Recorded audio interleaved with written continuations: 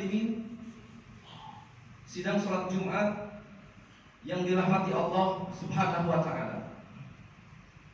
Setelah kita bersyukur kepada Allah atas nikmat, karunia dan panjang umur Allah berikan kepada kita, mari kita berselawat pada baginda kita Rasulullah sallallahu alaihi wasallam. Mudah-mudahan kita mendapatkan syafaat di yaumul qiyamah, dengan syarat selama hidup ini kita selalu menjalankan perintah dan sunnahnya baginda kita Rasulullah sallallahu alaihi wasallam. Ma'asyiral muslimin, sidang salat Jumat rahimakumullah. Bulan ini kita sudah masuk kepada bulan Zulhijjah, bulan yang sangat bersejarah bagi kita khususnya umat Islam, bulan yang penuh makna, bulan yang harus dijadikan i'tibar, pelajaran buat kita semua. Pelajaran apa di bulan Zulhijjah ini? Yang pertama adalah tentang ibadah haji, merupakan i'tibar kesatuan dan persatuan umat Islam, serta kekuatan Allah Subhanahu wa ta'ala dalam berhaji dan pelaksanaannya.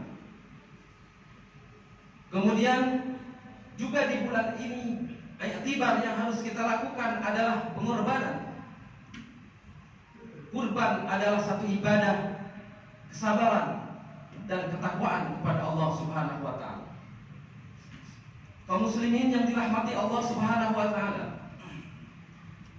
i'tibar di bulan haji atau para hujaj yang perlu kita ambil salah satu saja adalah tentang kain ihram yang dipakai oleh orang yang berhujaj pada saat pelaksanaan ibadah haji. Kain ihram itu adalah warnanya putih. Walaupun orang mampu beli sutra warna pink, tidak bisa dipakai untuk berihram.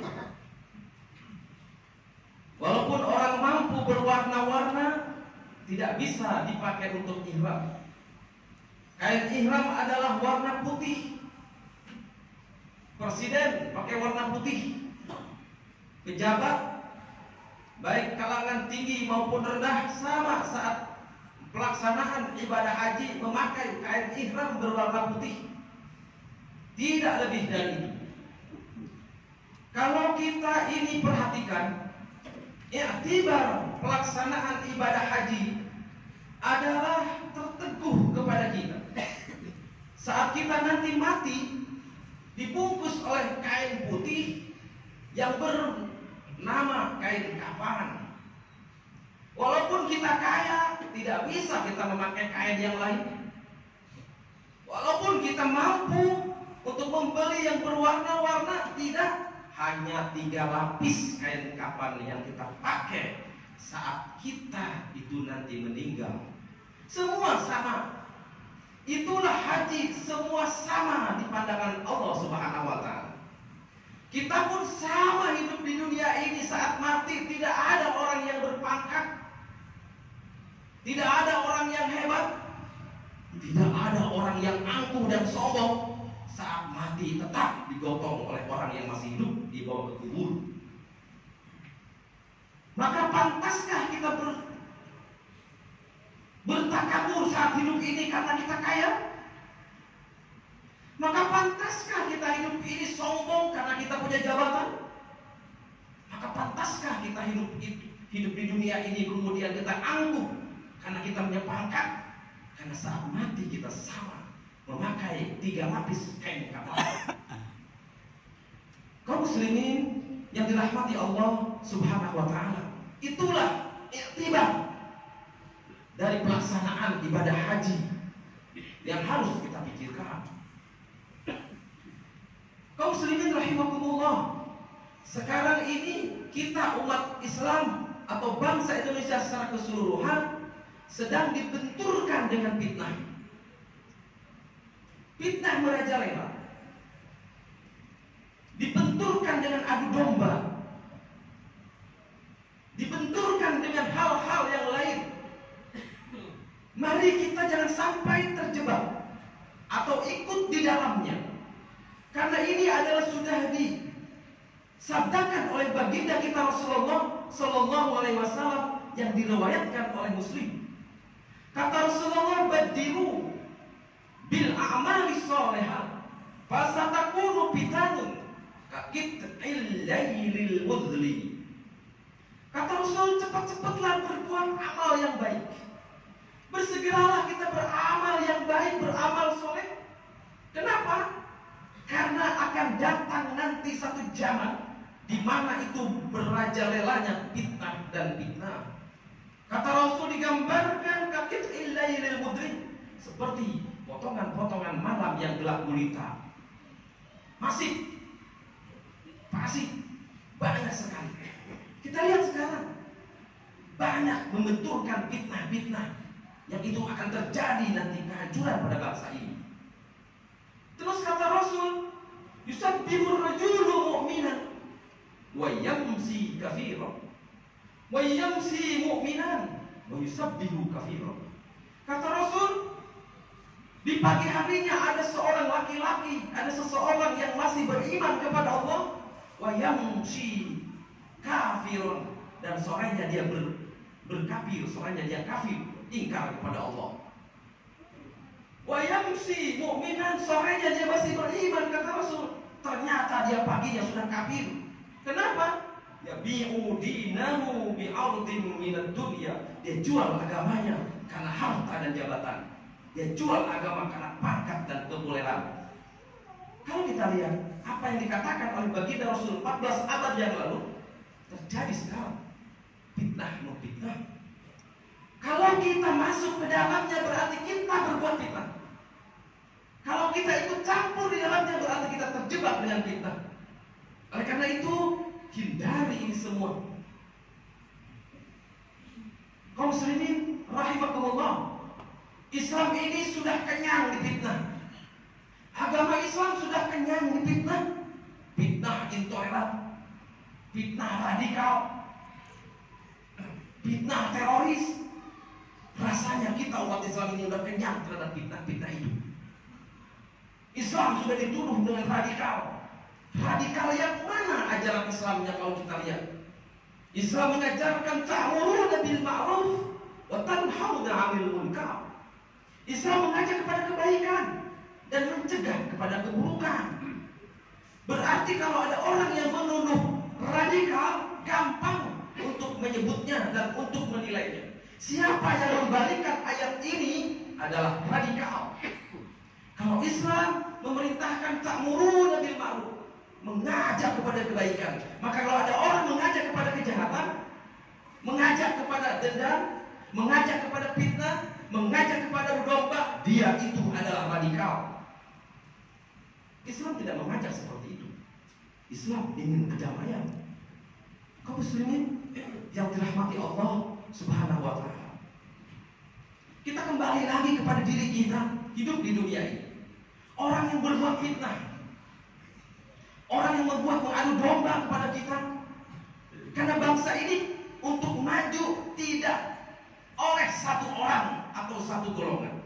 Rakyat kita, bangsa kita, masyarakat kita maju tidak bisa dimajukan oleh satu kelompok, oleh satu golongan agama pun. Untuk memajukan bangsa dan masyarakat kita, kita harus bersatu semua. Tidak peduli apakah itu muslim atau tidak, mari kita bersatu untuk membangun bangsa ini.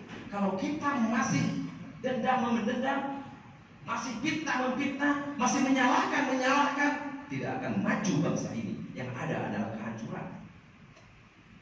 Kaum muslimin yang dirahmati Allah Subhanahu wa ta'ala, oleh karena itu kembali lagi ke hati kita. Orang yang sering memfitnah, orang yang sering menzolim, orang yang sering mengadu domba, dia tidak tahu kalau nanti dia mati. Dia tidak menyadari kalau nanti besok dia akan meninggal. Mati itu semua sakit. tidak terkecuali. Mati itu adalah sakitnya tidak ada bandingnya di dunia ini. Kita tertusuk dengan jarum yang kecil, sakitnya bukan main. Ini ruh kita diambil oleh Allah, dicabut oleh Allah. Matinya, sakitnya tidak ada bandingnya ketika orang sakit, ketika orang mati. Kalau kita tidak percaya, silakan coba. Bos, mati itu adalah sakit. Kaum muslimin yang dirahmati Allah Subhanahu wa taala. Tapi bagi kita umat Islam yang beriman, umat Islam yang beramal soleh, umat Islam yang menjauhi zalim, umat Islam yang menjauhi adu domba, umat Islam yang menjauhi fitnah, ketika mati walaupun itu sakit, Allah gambarkan begitu nikmat surga di depannya.